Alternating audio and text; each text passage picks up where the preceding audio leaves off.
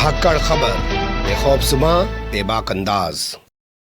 धाकड़ खबर में आपका स्वागत है। मैं आपके साथ हूं अकरम रईस खान। वैश्विक हलचल, जी हां, वैश्विक हलचल का वो ताजा बुलेटिन लेकर एक बार फिर से आपके सामने हाजिर हो चुके हैं, जिसमें बात करते हैं देश दुनिया ही नहीं, गाजा, फिलिस्तीन, इजराइल, ईरान, लेबनान, सीरिया, रूस और यूक्रेन की। और इसके अलावा दुनिया में कुछ जो रोचक तौर पे घटता है वो भी आपको बताने की कोशिश करते हैं। और इन तमाम चीजों को इसलिए आसानी से आपके सामने मैं रोजाना रख पाता हूं क्योंकि हमारे साथ जुड़ जाते हैं कृष्णकांत जी, यानी के जी, जो भारतीय वायुसेना के रिटायर्ड ऑफिसर हैं और जियो पॉलिटिक्स पर वाकई में अपनी पैनी और गहरी नजर रखते हैं। बहुत शुक्रिया सर वक्त देने के लिए। थैंक यू मिस्टर अकरम। खबरों की शुरुआत करें तो महाकुंभ से करनी पड़ेगी। बड़ा हादसा वहां पे हो गया है, भगदड़ मच गई है, बहुत सारे लोगों की जान चली गई है, लेकिन मैं जानबूझकर उसको छोड़ रहा हूं। हम चलते हैं श्रीलंका की तरफ। उसने हमारे मछुआरों पर फायरिंग की है, बहुत सारे मछुआरों को गिरफ्तार कर लिया है, कई मछुआरे घायल हैं जो श्रीलंका के अस्पतालों में भर्ती हैं। हमारा विदेश मंत्रालय क्या कर रहा है? हमारे विदेश मंत्रालय ने उसकी कड़ी निंदा की है और एक तरह से यह भी कहा है कि ऐसा क्यों हुआ। हालांकि वहां की नेवल फोर्सेस ने, जिन्होंने ऐसा काम हरकत किया, पाल्क स्ट्रेट है, यानी खाड़ी है, और वहां पे ये मछुआरे तथाकथित रूप से श्रीलंका के जल में पहुंच गए थे और इनको आत्मसमर्पण करने के लिए कहा, पकड़ने के लिए किया तो भागने लगे। तो उनके हिसाब से लोगों ने आक्रमण किया, यानी हमारे मछुआरों ने आक्रमण किया, जो कि मुझे झूठ लगता है। इनके पास ना हथियार थे, ना कुछ थे, मछली मारने वाले वो जो नॉर्मल जाल होते हैं वो सब थे।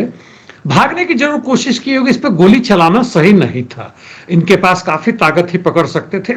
गोली चलाया, दो बुरी तरह घायल भी हुए जो कोलंबो के अस्पताल में अभी भर्ती हैं और बाकी को पकड़ के ले गए हैं।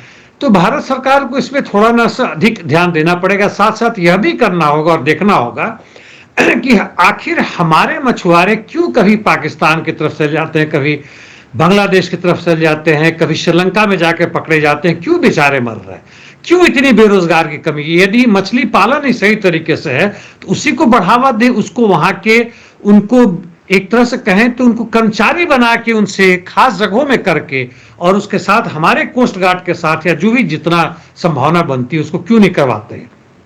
जी बिल्कुल, आपने कहा कि बेहतर होगा कि हम दूसरे देश पर सवाल उठाएं, ये देखें कि हमारी कहां कमजोरियां हैं और हमारे मछुआरे बार बार ऐसी वारदातों का आखिर शिकार क्यों बन रहे हैं। लेकिन मंत्रालय में सिर्फ प्रेस कॉन्फ्रेंस की गई है सचिव की तरफ से, जो गुर्राट दिखानी चाहिए वो नजर नहीं आ रही है। दूसरी खबर भी श्रीलंका से जुड़ी हुई है। यहाँ के पूर्व राष्ट्रपति का बेटा है, उसको विदेश क्यों नहीं जाने दिया जा रहा सर? ये भी है, चूंकि महिंद्र राजपक्ष के बेटे हैं और ये है यशिथा राजपक्ष, तो इन पे पहले से भी आरोप लगा था और पहले भी ये 2-4 दिन के लिए जेल गए थे। और अभी जब जा रहे थे तो इनको पकड़ के इनसे पूछा गया कि ये जो तुमने घर खरीदा है, जो कि लाखों लाख रुपए में है, और इनका 10 करोड़ से अधिक का वो घर आता है, वहां के लिए बहुत महंगा मतलब साबित होगा। हमारे लिए 10 करोड़ भले ही कम हो, हमारे धनी लोगों के लिए, लेकिन वहां के लिए बड़ा महंगा था। और इन्होंने 2005-2015 में ही खरीदा था, जब इनके पिता राष्ट्रपति थे। तो इन्होंने कहा कि हमारे किसी बूढ़ी आंटी ने, यानी दादी की बहन या किसी ने, मैटरनल आंटी ने या ग्रैंड मैटरनल आंटी जो भी हो, उन्होंने कुछ वो पन्ना हीरा दिया था, उसको बेचे खरीदा है। तो जब उनकी उस आंटी से या दादी से पूछा गया तो उन्होंने कहा कि मुझे याद नहीं है कहां से लाए थे, क्या नहीं थी। हो सकता है इनकी बात सही हो, लेकिन इनके पास और भी इसी तरह के संपत्ति हैं जो मनी लॉन्ड्रिंग कहते हैं, और हमारे यहाँ ईडी हर तरह से उसका इस्तेमाल करती है विपक्षियों को पकड़ने के लिए। वहां भी ये चीज हो रहा है। मुख्य रूप से तो राष्ट्रपति को पकड़ना चाहिए कि भैया तेरे बेटे के पास आए कहां से, जिनको बेटे को पकड़ लिया कि जब तक उसका पता हमें नहीं चलता है तब तक हम तुम्हें देश से बाहर नहीं जाने देंगे। तो यह एक तरह से यह भी है कि बहुत तरह के भ्रष्टाचार हुए होंगे, इसमें संदेह नहीं है, और इसमें यह भी शामिल होंगे। और दूसरी तरफ थोड़ा मोड़ा राजनीति भी है, क्योंकि जो नए तथाकथित रूप से वामपंथी राष्ट्रपति बने हैं, उनका यह वादा है अपने लोगों से कि जितने भी तरह के भ्रष्टाचार हैं और भ्रष्टाचारी सबको पकड़ के हम अंदर करेंगे। जी, हमने देखा श्रीलंका में किस तरीके का आंदोलन हुआ और जनता ने कैसे यहाँ पर तख्ता पलट किया, और उसके बाद चुनावी नतीजे भी किस तरीके के सामने आए हैं, जिसमें जो है पहली बार वहां पे वामपंथी जीते हैं। लेकिन ऐसी खबर सर्बिया से आ रही है, जनता ने यहां भी कमाल कर दिया। इसे आप कमाल कहेंगे या जनता के पीछे कोई और ही हाथ काम कर रहा था कि प्रधानमंत्री को इस्तीफा देना पड़ गया? शुरुआती दौर में जैसा हमने पहले भी कहा है कि एक रेलवे प्लेटफॉर्म गिर गया, 15 लोग मर गए और स्टूडेंट वहां के बहुत जबरदस्त आंदोलन कर रहे थे और लगे हुए थे। पिछले अगस्त से ही ये कार्यक्रम जारी था, बाद में कई ट्रेड यूनियन और किसान के यूनियन भी आ गए। इसमें संभव है कि विपक्ष भी इसमें शामिल हो, इसमें संभव है कि विदेशी पूंजी भी लग रहा हो, क्योंकि सर्बिया हंगरी के साथ साथ वैसा देश है जहां जो यूरोपियन यूनियन से अलग होके प्रो रशिया रास्ता लेता है। इसलिए यहाँ के राष्ट्रपति जो मिलोस हैं उनको एक तरह से हटना पड़ा और इस्तीफा देना पड़ा। उन्होंने कहा कि और ज्यादा स्थिति ना भड़क जाए, इसलिए हमने दिया। उनके राष्ट्रपति वुचिक हैं, तो उन्होंने कहा कि भाई हमें 10 दिन तक देखना होगा, हमें टाइम लेना पड़ेगा कि हम नए प्रधानमंत्री चुने, नई सरकार बनाएं या एक चुनाव करवा दें, और वह देखेंगे। तो इन लोगों ने मिलकर आपस में बातें की होंगी कि जिस तरह से अन्य देशों में जो pro America, pro west, pro NATO नहीं है, प्रो रशिया है, जिस तरह से जनता भड़क रही है, कहीं यहां भी उस तरह का बहुत भयानक वो चीज हो गया। तो उससे अच्छा है कि हम पहले इस्तीफा देकर इस मसले को शांत करें। लेकिन इससे बेहतर होता, हालांकि 2-4 लोगों को इन्होंने गिरफ्तार किया है, किस तरह के भ्रष्टाचार हो रहे हैं तो उस पर रोक लगाए। जी बिल्कुल आप सही कह रहे हैं। लेकिन अगली खबर जो आ रही है वो है डीआरसी से जुड़ी हुई। यहाँ पे अमेरिका ही नहीं, फ्रांस के दूतावासों पर भी हमले हो रहे हैं। सवाल पैदा होता है क्यों? डेमोक्रेटिक रिपब्लिक ऑफ कॉन्गो, यह देश बड़ा है अफ्रीका के लिए, करीब 7 करोड़ की आबादी है, और यदि मैं गलत नहीं हूं तो पूरे दुनिया का जो जमीन के नीचे धन है, यानी जो भी हो, लोहा हो, आयरन, गोल्ड, जिस तरह की भी चीज हो, उसका बहुत बड़ा हिस्सा कॉन्गो में पाया जाता है। ये एक लाइन में यह कहूं तो गलत नहीं होगा कि दुनिया का सबसे धनी देश है, और यह वही देश है जहां के लोग दुनिया के सबसे अधिक गरीब हैं, क्योंकि यहां फ्रांसीसी, अमेरिकी, यूके, इटली, ये सब, डच, जिनका आपने नाम लिया, वो सब की कंपनियां आके, पहले भी डायरेक्ट कब्जा था, इनडायरेक्ट कब्जा था, हर प्लांट, हर फैक्ट्री, हर दिस थिंग इनके नाम से है, इनका अपना कुछ नहीं है।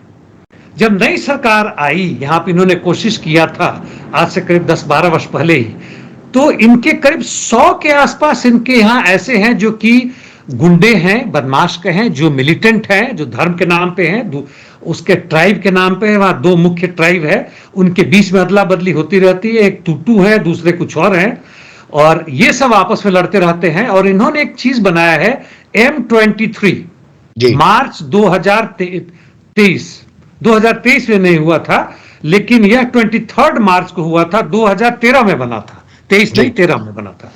और उसके बाद से ये लोग भी पूरी तरह से फ्रांस, रवांडा, इनकी मदद से, इनकी सेना जो कि करीब 7 से 8 हजार है, और 7-8 वर्ष पहले जब इन्होंने खादानों को यहाँ के प्रो पीपुल सरकार ने कोशिश की थी कि अपने कब्जे में कर ले, तो वहां से लोगों को भेजा गया था, फ्रांस ने, रवांडा ने, सब ने, क्योंकि उसका आप अंदाजा लगा सकते हैं कि तकरीबन 16.5 लाख पौंड केवल टैक्सेज आते हैं 1 महीना में। और इसलिए ये जो गुंडे हैं वहां के, या मिलिट्री आउटफिट हैं, या टेररिस्ट ऑर्गेनाइजेशंस हैं, जाके उन्होंने 7 दिन तक वहां के यूएनओ के जो ट्रुप्स थे वो अलग हट गए, और 7 दिनों तक भयंकर लूटपाट की, औरतों के साथ बलात्कार किया, बच्चों के साथ दुर्व्यवहार किया, हर तरह की घटनाएं की। और जब अंततः वहां की सरकार मान गई, दुखी हो कि भाई हम कंट्रोल नहीं कर पा रहे हैं, यूएनओ ट्रुप्स नहीं कर रहा है, तब जाके इन्होंने बातें मान ली, तब ये वापस गए, फिर दोबारा ये घुसे, चूंकि उस तरह की कोशिश की गई थी। तो ये जब तक ये इंपेरियलिस्ट पावर सत्ता में है, अमेरिका के कंट्रोल में, और खासकर जब अमेरिका में ग्रेट अगेन जो हो रहा है, तब तक इस तरह की मतलब हालात अफ्रीका के अधिकांश देशों में हो रहा है। हमने लैटिन अमेरिका में भी देखा, अन्य देशों में भी अब होने की संभावना बढ़ रही है। जी, आपने कहा अन्य देशों में भी होने की संभावना बढ़ रही है, तो क्या यूरोप में भी होने जा रहा है? और क्या डेनमार्क का प्रधानमंत्री इसलिए यूरोपीय यूनियन पहुंच गया ताकि वो ग्रीनलैंड को बचा सके ट्रंप से? यूरोप में, युगोस्लाविया में जो नेटो ने किया वो हमें पता है, उसको 6-7 भागों में तोड़ दिया। और सर्बिया में अभी भी वहां की औरतें याद करती हैं कि जिस तरह से उनके साथ, अब हर बात में वह नहीं दोहराना चाहता हूं, लेकिन जो चीज अफ्रीका में हुआ, ये डीआरसी में हुआ जिसकी आपने बातें की, और अन्य जगहों में हो रहा है, इन्होंने लैटिन अमेरिका किया, वही उन्होंने युगोस्लाविया में किया, और उसको नेस्तानाबूद कर दिया। और अब डेनमार्क के राष्ट्रपति, प्रधानमंत्री यह कर रहे हैं कि हम यूरोपियन यूनियन के दौरे पर जाएंगे, वहां से मदद मांगेंगे। हास्यास्पद यहां 2 चीजें है कि एक तो डेनमार्क कहते हैं कि हम जो है सो ग्रीनलैंड में सेना बनाएंगे और $10 बिलियन का या $100 मिलियन का वहां पे आर्म्स पैदा करेंगे और वो सब चीजें करेंगे। फ्रांस का तो हम भी सेना भेजेंगे। इनकी क्या औकात है कि अमेरिका के साथ लड़े यार, कितने दिन खड़े होंगे? जबकि ग्रीनलैंड की कुछ जनता ने कहा कि इस मारपीट से अच्छा हम सीधे अमेरिका में चल जाते हैं, शायद हमें ज्यादा सुविधाएं मिलेंगी। हालांकि कुछ भी नहीं मिलने वाला है, सीधा का सीधा लूट है। तो जो बाहर लूटते हैं वो अंदर भी लूटते हैं, इस बात से हमें हमेशा याद रखना चाहिए। अमेरिकी साम्राज्यवाद अपने जनता के लिए बिल्कुल नहीं है। जी बिल्कुल सही बात है, वो जनता के बिल्कुल खिलाफ है। लेकिन क्या करें, अब तो स्वर्णिम काल शुरू हो चुका है, ट्रंप बाबा आ चुके हैं, तो नया नया फार्मूला वहां चल रहा है। यूक्रेन को अगर हथियार देना और पैसा देना बंद कर दे पश्चिम, तो 1-1.5 महीने में जंग खत्म हो जाएगी। ये बात एक इंटरव्यू देते हुए पुतिन ने कही। साथ ही कही कि मैं जेलेंस्की को इस काबिल ही नहीं मानता हूं कि वो किसी समझौते में साइन करेगा, वो तो कैपेबल ही नहीं है। इसमें कई बातें हैं। एक तो जो ये कह रहे हैं कि यूक्रेन हमारे सामने नहीं टिक पाएगा, वो सही है। 2022 में जब लड़ाई शुरू हुई थी और इनकी आर्मी बिना रोक टोक के कई जगहों में जो जहां से वापस आ गए हैं और वहां के यूक्रेन के राजधानी कीव में पहुंच गए थे, घेराबंदी कर ली थी। और जब जेलेंस्की उस समय मान गए थे कि भाई ठीक है, हम युद्ध समझौता स्वीकार करते हैं फ्रांस जर्मनी के कहने पर, और ये लोग मिन्स्क में यानी बेलोरसिया में जाके वहां कर लिए थे। जब इनकी सेनाएं वापस आ गई तब कतई नहीं मानते, यानी उन्होंने बदमाशी की थी। मिन्स्क 2 पहले हुआ था, मिन्स्क 1 हुआ, फिर हाल फिलहाल में हुआ। अभी भी कहते हैं कि यदि अमेरिका मदद देना बंद कर दे या बाहर से मदद हो जाए, 1-1.5 महीना ये कह रहे हैं, मैं 1.5 महीना में नहीं, हो सकता 2-3 हफ्ते में पूरी की पूरी जेलेंस्की की फौज जो है वह पीछे हट जाएगी, आत्मसमर्पण कर देगी, या हर समझौता के हर उस बातों को मानने को मजबूर हो जाएगी जो पुतिन चाहते हैं। ठीक है। जहां तक जेलेंस्की खुद की बात है, अब आपकी सवाल का वो जो आंसर दे रहा है उसके लायक नहीं है। एक्चुअली वह इलीगल है। इस महीने में ही मार्च वगैरह में उनका 5 साल का काल खत्म हो गया था, और काल खत्म होने के बाद से वहां का संविधान यह कहता है कि कुछ भी हो जाए, वहां का राष्ट्रपति हो ना हो, कब्जे में हो, उसको हटा दिया गया हो, लेकिन वह आगे के राष्ट्रपति 5 वर्ष के बाद नहीं रह सकता है। यदि किसी कारणवश चुनाव नहीं हो पाता, किसी भी कारणवश, तो जो पार्लियामेंट का जो स्पीकर है, जो चीफ हेड है, वही उसका राष्ट्रपति बनेगा, उसके देखरेख में नया चुनाव होगा। इस हिसाब से जेलेंस्की वहां के राष्ट्रपति नहीं, वो इलीगल है। और दूसरे, जब वो राष्ट्रपति थे 5 वर्ष होने के पहले, उन्होंने एक अपना ऑर्डिनेंस पास किया था कि रूस से हमारी यह जो सरकार है वो बातचीत करने का अधिकृत नहीं, यानी अपने पांव खुद काट लिए थे। अभी 1 हफ्ता पहले जब इस पर हंगामा हुआ कि तुम किस औकात से बात करोगे, ना तो राष्ट्रपति हो, ना तुम्हें अधिकार है रशिया से बात करने का, तो कहते नहीं, रूस का कोई यूक्रेन का कोई भी अधिकारी इसके मान्य नहीं, लेकिन मैंने आदेश दिया था, मैं अपना वापस लेता हूं, मैं बात कर सकता हूं। तो इस पे पुतिन ने कहना है कि अब तुम राष्ट्रपति रही नहीं तो कैसे हटा सकते हो उसको। कायदे की बात है, जो आदमी इस काबिल ही नहीं है तो उससे बात क्यों की जाए। एक चीज और, एक लाइन और, वो कहते हैं कि यदि उनको इतना मन है बात करने तो मैं अपने कुछ अधिकारियों को करता हूं बात कर ले, लेकिन वो साइन करने के काबिल नहीं है। जी बिल्कुल सही। चलिए अब रुक कर लेते हैं अमेरिका से जुड़ी खबरों का। और भूचाल मच गया पूरी दुनिया में, क्योंकि चाइना जो है एक एआई लेकर आया है जिसका नाम है डीप सेक, और उसके बाद अमेरिका के शेयर मार्केट धड़ाम हो गए। इसलिए धड़ाम हो गए कि बताया गया कि माइक्रोसॉफ्ट हो, गूगल हो, या चैट जीपीटी हो, ओपन एआई, तमाम जो है उन्होंने लाखों लाख रुपया खर्च किया है, लेकिन चाइना सस्ते में ये जुगाड़ बना लाया। ये एक अजीब हुआ। आई मीन पूरी दुनिया में एक तरह से बड़ा जबरदस्त हंगामा हुआ। और ये डीप सीक के जो मेकर हैं, वो कुछ पैने या जो भी नाम हो, इन्होंने बनाया हुआ है। 2023 में ही इन्होंने आर्टिफिशियल इंटेलिजेंस का वहां पे शुरुआत किया था। चीनी सरकार इसकी मदद दे रही थी, और इनका कहना था कि जो भी हो हम चीनी मिलकर करेंगे, बाहर के किसी भी विशेषज्ञ को या कंपनी की मदद ना ली या ना होने का। एक्चुअली समाजवाद का निर्माण ऐसे ही होता है, बाहर से मदद तभी लेंगे जब वह भी समाजवादी हो या खास चीज की जरूरत हो, हमारे पास टेक्नीशियन नहीं है। तो इससे अंदाजा लगता है कि चीन की जो टेक्नोलॉजी हो कितना एडवांस कर गई, चाहे आर्टिफिशियल इंटेलिजेंस का हो, साइबर टेक्नोलॉजी हो, इंटरनेट हो, और बाकी सब तो है ही, हम देख रहे हैं। वो कहीं ना कहीं वह प्राकृतिक आइलैंड पैदा कर देता है, वहां पे वह रनवे बना देता है, मिलिट्री रख देता है, वगैरह वगैरह करता। हम सब डिटेल में ना जाए। और इन्होंने इसको करके 2023 से 2025 शुरुआत हुई है और बना दिया है। और जिस चैट जीपीटी की आपने बात की 3 था, उसके बाद से 4 आ रहा है। उससे भी एडवांस है और काफी सस्ते में इन लोगों ने बना दिया है। और इस तरह से इन्होंने हवा निकाल दी है। ट्रंप तक ने भी इस पे कहा कि यह हमारी एक लेसन है। यह केवल लेसन नहीं है। जो ट्रंप का मेक अमेरिका ग्रेट अगेन और कितना बिलियन डॉलर इसके लिए लगा रहे थे, उस तरफ इंग्लैंड भी लगा रहे हैं कि हम भी इसमें आगे बढ़ेंगे। उसने दिखा दिया चीन ने कि अब बराबरी की बात नहीं है और हम तुम्हारी नकल की बात नहीं, हम तुमसे बहुत आगे निकल चुके हैं।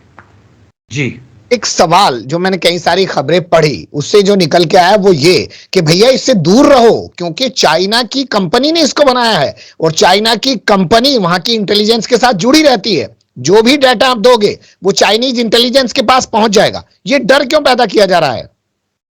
देखिए, डर तो इसलिए पैदा किया जा रहा है कि लोग उसके पास ना जाए। हालांकि लोग छोटे मोटे साधारण लोग जहां मिडिल क्लास लोअर क्लास है, ये नहीं डरते हैं, टिकटॉक का भी इस्तेमाल कर ही रहे हैं। डर का भी कारण है, यदि हम मान ली ये करते हैं कि जैसे आईडीएफ ने या इजराइल के सीक्रेट सर्विसेज ने किया, वह वॉकी टॉकी या वो सब लेके जिस तरह से पेजर को उड़ा दिया, उसकी संभावना चीन के साथ अभी तक नहीं नजर आ रही कि चीन ऐसा करेगा। लेकिन इसमें संदेह नहीं है कि चैट जीपीटी हो या कितने भी तरह के हो, आर्टिफिशियल इंटेलिजेंस जो हम सोचते हैं और अभी तक जानते हैं उससे 10 गुना ना सही तो कम से कम 5 गुना अधिक है, और हो सकता है 50 गुना अधिक उससे हो, और उसका एक छाया मात्र उसको मिलता है तो आपके सारे डेटा को वो ले लेता है। जैसे टिकटॉक ही करता था कि सारा डेटा, और जैसे हमारा आधार कार्ड बनाने वाले बाहर के विदेश के लोग, सारा हमारा डेटा उनके पास है कि हमारा जन्म कब हुआ, हमारे बैंक का अकाउंट कितना है, हम किस पार्टी को वोट देते हैं, कहां आ जा रहे हैं, गूगल से सब मिले कर रहा है। तो यह भय कोई बहुत डरावना मतलब गलत नहीं है, लेकिन चीज ये है कि हम जाए तो कहां जाए, तुम हर तरीके से, चाहे सैटेलाइट हो, चाहे इंटेलिजेंस हो, चाहे कुछ भी हो, हमारा जो तथाकथित जो निजताकरण था वह तो तकरीबन शून्य के बराबर हो चुका है। जी, ठीक है, निजता नाम की कोई चीज नहीं रही है, लेकिन एक डर जो आपने बताया, क्योंकि अमेरिका अपने लोगों को डराएगा तभी तो चाइना से दूर रख पाएगा। क्या उस डर को जो लोग बढ़ावा दे रहे हैं उनको तो अहमियत दी जा रही है पत्रकारिता में, मीडिया में, लेकिन जो लोग सरकार से सवाल पूछ रहे हैं या सीधे ट्रंप से सवाल कर रहे हैं उनको बाहर कर दिया जा रहा है सीएनएन से? जिम मैकोस्टा, हाँ, ये काफी वर्षों से थे, 10 वर्षों से अधिक काम कर रहे थे। और जब ये ट्रंप सत्ता में नहीं थे 4 साल, तो इनसे कई बार डायरेक्ट सवाल किया था, इनका माखौल उड़ा दिया था। और अब जाके जब ये ट्रंप आ गए हैं तो सीएनएन झुक गया और इनको निकाला नहीं। इनको 12 बजे रात से एक ऐसे प्रोग्राम में दे रहा था जिसको लोग फेलियर कह रहे थे। 12 बजे रात के बाद से कोई देखता नहीं है, और उसको मिडनाइट एक मजाक बना के कहते हैं कि इसका कोई वो नहीं है, डेथ वैली लोग कहते हैं, सीएनएन फेक न्यूज कहते हैं, कि जो अनाप शनाप जो बकना है, जो आजकल हमारी गोदी मीडिया कर रही। और वहां के पत्रकार, ये जो जाने माने पत्रकार है, इसलिए नहीं है कि वह प्रेसिडेंट की चापलूसी करते हैं, और इसलिए इन्होंने इस्तीफा देना सही समझा। और इनका अंदाजा लगा सकते हैं कि ट्रंप ने अपने सोशल मीडिया पे लिखा है कि बहुत बढ़िया हुआ है कि लूजर है, यह हारने वाला है, यह डिसऑनेस्ट आदमी है, अच्छा है किसको निकाला गया, आज के लिए मेरे लिए सबसे बढ़िया न्यूज है। ट्रंप की खुशी देख लीजिए, छुपा नहीं सका उससे, और सोशल मीडिया में डाल के प्रचार कर रहा है। इससे पहले हमने बात की थी, वॉशिंगटन पोस्ट के एक पत्रकार ने कार्टून ना छापने पर इस्तीफा दे दिया था, वो महिला पत्रकार थी। तो क्या अब अमेरिका जो है पूरी दुनिया के लिए उदाहरण पेश करेगा कि भाई अपने यहाँ की मीडिया को कुचल दो, लोकतंत्र को कुछ मत मानो, उल्टे सीधे ताबड़तोड़ फैसले करो? आपने सही कहा। जो एन थी, उन्होंने भी 15-16 साल वहां काम करके वॉशिंगटन पोस्ट में एक कार्टून डाला था कि ट्रंप राष्ट्रपति बन के आ गए हैं तो बड़े बड़े लोग, मेटा के हेड और जितने हैं, आके वो उसके चरणों पे डॉलर डाल रहे हैं, और इसको नहीं छापा उन्होंने। तो ये उदाहरण, जो कुछ उदाहरण आ रहे हैं, खासकर वैसे मैं थोड़ा सा हट के बताऊंगा, गाजा पट्टी में 100 से अधिक पत्रकार मारे गए, यूनाइटेड नेशंस ने भी कहा है। वो पत्रकार ऐसे थे जो कि बोलने का अधिकार चाहिए, वो पत्रकार ऐसे थे, या अभी भी अमेरिका कहें, भारत में भी ऐसे कुछ लोग हैं, आप हैं, जो कि हम अपनी पत्रकारिता को नहीं झुकने देंगे पैसे या डर के कारण। इन्होंने कहा, इन लोगों ने कहा कि जो भी हो, हम डर के कारण और गलत चीजों के कारण और पैसे के कारण हम नहीं झुकेंगे, और ऐसे लोगों की हमें जरूरत है जो कि सही चीजों का सही बखान करके, सही एनालिसिस विश्लेषण करके जनता के पास पहुंचाए। जी, ऐसी खबरें जब अमेरिका से सामने आ रही हैं तो अमेरिका किस नैतिकता के आधार पर दूसरे देशों पर सवाल उठा पाएगा? तुम्हारे यहाँ मीडिया की आजादी नहीं है, तुम्हारे यहाँ डेमोक्रेसी को खत्म किया जा रहा है, ताबड़तोड़ उल्टे सीधे फैसले लिए जा रहे हैं अल्पसंख्यकों के खिलाफ, उनको डिपोर्ट किया जा रहा है। अमेरिका को कोई भी नैतिक अधिकार नहीं, वह जबरदस्ती है, जिसका डंडा उसका भैंस, वो वाली बात है। आज अमेरिका जैसा एक आतंकवादी राज्य, लोग नहीं वहां के, आतंकवादी राज्य जो है पूरे विश्व के लिए समस्या बना हुआ है। लूट खसोट मारपीट जितना भी है, और दुनिया में जहां देखें, अफ्रीका की हमने बात की, अभी डीआरसी की आपने बात की, पूरे मिडिल ईस्ट में देखें किस तरह से बच्चों और औरतों की हत्याएं की जा रही हैं।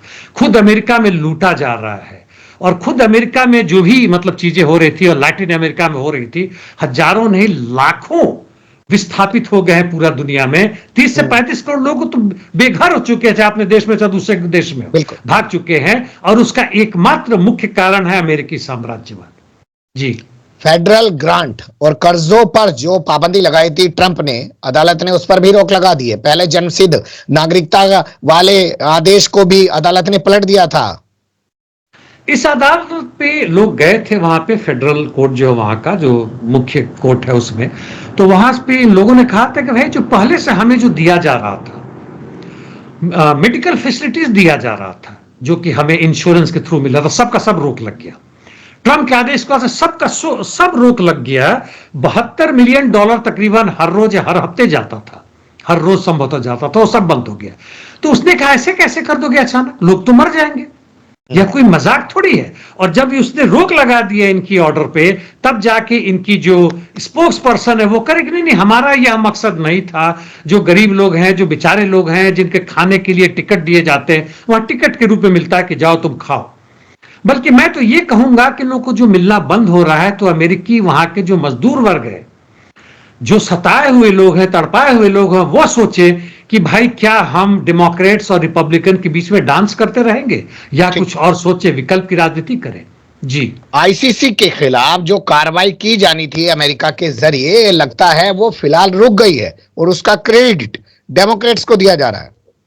डेमोक्रेट्स को तो जाना चाहिए इस मामले में क्रेडिट, ठीक है। एक ही डेमोक्रेट था जिसने इनके पक्ष में वोट दिया, और इनकी तरफ से भी कई लोगों ने नहीं दिया। चुक शुमार, वो भी एक है जो इनके रिपब्लिकन्स के हेड हैं, उन्होंने कहा कि मैं इसलिए नहीं विरोध इसका कर रहा हूं कि गलत बात है, बात सही है, आईसीसी पर रोक लगना चाहिए, बैन करना चाहिए, उसके तौर तरीकों पर रोक लगना चाहिए, लेकिन जो तुमने अंग्रेजी में लिखा है वो बहुत ही घटिया दर्जे का लिखा है, फिर से ड्राफ्ट करके ले आओ, तब जाके हम लोग देखेंगे। और इस तरह से उन्होंने अपनी इज्जत बचाई हुई है, क्योंकि अंतर्राष्ट्रीय जगत में आईसीसी पर बैन करने पर इनके यूरोपियन यूनियन जो है इनसे खफा खाए हुए अभी ट्रंप के कारण, और भी ज्यादा आवाज तेज करते। जी, यही से आप ऐसे भी तो समझ सकते हैं कि 4 फरवरी को वहां पे बताया जा रहा है नेतन्याहू जा रहा है, तो इस तलवार को वो चाहते हैं कि लटकी रहे नेतन्याहू के ऊपर, एक दबाव बना रहे ताकि जंगबंदी आगे चलती रहे। वह भी संभव है, हालांकि वो दूर की कौड़ी है थोड़ी सी, लेकिन इसकी संभावना बनती है, क्योंकि उनके डिफेंस मिनिस्टर जो भूतपूर्व अब तो हट चुके, वो भी है, और हर जगह से हो रहा है। और यह लो आईसीसी जो इनके ऊपर एक तरह से आता है, और बेबाक भले ही अरेस्ट वारंट हो ना हो, लेकिन इनको दोषी करार करता है। वैसे तो सलाम तो उस जज को भी जाने चाहिए, छोटे से जज को, जिसने ट्रंप को दोषी करार दिया और कहा कि दंड इसलिए नहीं दे सकता कि ये चुने गए हैं और कानून के हिसाब से नहीं दे सकते। तो ऐसे लोगों की प्रशंसा निश्चित होनी चाहिए। जी, बिल्कुल सही आप कह रहे हैं। वैसे खबरें भी छप रही है पूरे अमेरिका में कि जिन जिन लोगों ने ट्रंप के खिलाफ जांचें की हैं, जिन जिन लोगों ने कार्रवाई करने की कोशिशें की हैं, उन सब पर एक्शन लिया जा रहा है। चुन चुनकर बंदा धर्मेंद्र स्टाइल में सबको ठिकाने लगाने की बातें कर रहा है। अब रुख कर लेते हैं गाजा, सीरिया और ईरान से जुड़ी खबरों का। सऊदी अरब जाएगा ट्रंप का विशेष दूत स्टीव बिस्कॉफ, और वहां जाकर पैलेस्टाइन अथॉरिटी के राष्ट्रपति महमूद अब्बास से बात करेगा। रामल्ला क्यों नहीं चला जाता है? रमल्ला क्यों नहीं जाएगा वो तो अभी कहना मुश्किल है, लेकिन वहां उन्होंने बात किया होगा। और अगला इनका जो है उसके बाद से इजराइल भी जाने का है, और इजराइल के पहले शायद ये और भी जगह घूमेंगे, जो पहले एंटोनी ब्लिंकन किया करते थे, अब ये लोग करेंगे। अभी तो खैर इनका दूत ही गया हुआ, वह भी जो नए जो बने हैं वह भी जाएंगे। अभी वेटकॉफ पहुंचे हैं, और इनका 2-3 मसला बनता है करने का। एक तो यह है कि इन लोगों की पूरी कोशिश है कि जैसे भी हो गाजा में हमास को हटाया जाए। वह अब इस युद्ध के बाद से हमास उसके ऊपर अधिकार ना रहे और वहां पे नाकाम करे। इसलिए ये लोग मिलना चाहते हैं, सऊदी अरबिया के एमबीएस से मिले हैं, इसलिए वो बात करना चाहते हैं इजिप्ट से, और दूसरे देशों से भी मिलना चाहते हैं जो कि आसपास के इर्द गिर्द में है। और इसीलिए महमूद अब्बास के अभी दूध से और डायरेक्ट उनसे भी मिलेंगे। और चूंकि उनकी इज्जत महमूद अब्बास की जितना भी उन्होंने जैसे वेस्ट बैंक में किया उसे कारण तकरीबन जीरो हो गया। अब पैलेस्टीनियन को बिल्कुल भी उनमें भरोसा नहीं है और वह बिना चुनाव के जेलेंस्की की तरह वहां के प्रेसिडेंट बने हुए हैं। और इसलिए जो भी ये जाए जो भी करें, यह जनता का मन मोह नहीं ले सकते, ना ही उनका समर्थन ले सकते हैं, भले ही जितना लोग कोशिश करें। यह लोग अब बिल्कुल नंगे हो चुके हैं। जी, नंगे पड़े ही हो गए होंगे। लेकिन मिस्र से जब अमेरिका के विदेश मंत्री मार्क रूबियो ने बात की तो कहा कि भैया हमारी मदद करो, सहयोग करो, गाजा में हमास का शासन नहीं होना चाहिए। वही कोशिश कोशिश इनकी पूरी है, हर जगह से कोशिश है। वहां भी है, इजराइल तो यह चाह ही रहा है, सीरिया भी अब इसमें आ जाएगा जो सीरिया के नए बने, किस तरीके से वो आगे बढ़ता नहीं बढ़ता है। और अब देखें, आप जहां भी देखें, फिलिस्तीन को एक स्वतंत्र राज्य के रूप में घोषित करने के बाद, उसे वास्तव में स्वतंत्रता देने की बात अब कोई नहीं कर रहा है। यहां तक कि जॉर्डन भी इसमें शामिल हो जाएगा, उसके राजा अब्दुल है वह भी शामिल हो जाएंगे कि हमास को खत्म किया जाए। चलिए, खबर और छपी है कि स्पेन ने आवाज उठाई, फिर जर्मनी, फिर और उसके बाद इटली, और अब बारी आई है फ्रांस की। उन्होंने भी ट्रंप के उस फार्मूले का या उस प्रस्ताव का विरोध किया है जिसके तहत गाजा वालों को हटाकर जॉर्डन और मिस्र भेज दिया जाए। 2.25 लाख से अधिक तो लोग वापस आ चुके हैं और भारी संख्या में चले आ रहे हैं। ना उनका घर है, ना ठिकाना है, ना कुछ है। उनके हिम्मत को मैं दाद देना चाहता हूं कि निकल के हटे तो हटे, वापस भी आ गए। और उनके विश्वास को कि हमास जो एक मूवमेंट है उसमें विश्वास कि भाई यही लोग हमारे रक्षक है। ना तो इजराइल या पीए हमारे लिए हो सकता है, ना कभी अमेरिका हो सकता है, ना ही जॉर्डन या इजिप्ट हो सकता है, भले यही हमारा जमीन है और यही हम वापस आ रहे हैं। और ये लोग पूरी की तरह वापस आ रहे हैं। फ्रांस ने भी किया, इंग्लैंड ने भी चुपचाप, इंग्लैंड ने विरोध नहीं किया है क्योंकि इंग्लैंड में जहां तक लेबर पार्टी है वो 100% एंटी लेबर है, 100% एंटी पीपुल है, 100% एंटी फिलिस्तीन लैंड करके है। जी, चलिए, खबर छपी है उस पर बात कर लेते हैं, जिसके मुताबिक बताया जा रहा है कि तुर्की ने और जो सीरिया की सत्ता में इस वक्त लोग बैठे हैं उन्होंने बहुत सारे लोगों को वहां मार डाला है। जी हाँ, ये हो रहा है। जो नई एचटीएस सत्ता में आए उन लोगों ने कहा था कि अब हम पूर्ण शांति होगी, सबको एक साथ मिला के करेंगे। लेकिन एचटीएस के लोग जो नई अभी आए, आईएस के ही लोग थे पहले, कहने के लिए उन्होंने अपना नाम अलग कर दिया, हयात तहरीर शाम। हाँ, तो ये लोग अब कहने के लिए कि भाई जो लोग हमारे साथ शामिल नहीं हुए हैं उनको शामिल करो, नंबर 1। और नंबर 2, जो भी पहले के प्रधानमंत्री, राष्ट्रपति या सत्ता के साथ थे उनको हम पकड़ेंगे। और उस नाम पे अल्पसंख्यकों को खत्म कर रहे हैं। और 35 लोगों को इन्होंने होम्स में खत्म कर दिया, पकड़ के चुन चुन के मारा। और इस तरह बदले की राजनीति पूरी की पूरी तरह कर रहे हैं। और यह अंदरूनी एक तरह से कहें तो पूरा युद्ध जारी है वहां पे सीरिया का जो नेशनल आर्मी है वो भी एक तरफ से अलग है, जो तुर्की के सहयोग से लड़ रहा है। दूसरी तरफ सीरियन डेमोक्रेटिक फोर्सेस जो अमेरिका की मदद से लड़ रहा है। तीसरी तरफ वहां पे और भी इस तरह के छोटे मोटे चीजें हैं। तो ये सब जो अंदरूनी युद्ध है सीरिया में जो चल रहा है, जिसमें इराक के ही से भी कुछ क्षेत्र से जुड़ा हुआ है, जो पीकेके का क्षेत्र है, और यानी कुर्दिश लैंड का जो लोग हैं वो कर रहे हैं। तो वहां मुझे हाल फिलहाल में कोई भी पूर्ण शांति की संभावना नजर नहीं आ रही है। जी, बहुत शुक्रिया। खबरें बहुत सारी हैं, वक्त का थोड़ा तकाजा है, लेकिन उनको छोड़ दे रहा हूं। कल फिर से इस बुलेटिन को करने की कोशिश करेंगे क्योंकि परसों शुक्रवार है, छुट्टी रहेगी ही। आपने बहुत सारी चीजों पर बड़ी बारीकी से रोशनी डाली, फिर आपके साथ किसी और मुद्दे पर जुड़ने का प्रयास करेंगे। धन्यवाद। थैंक यू मिस्टर क्रम।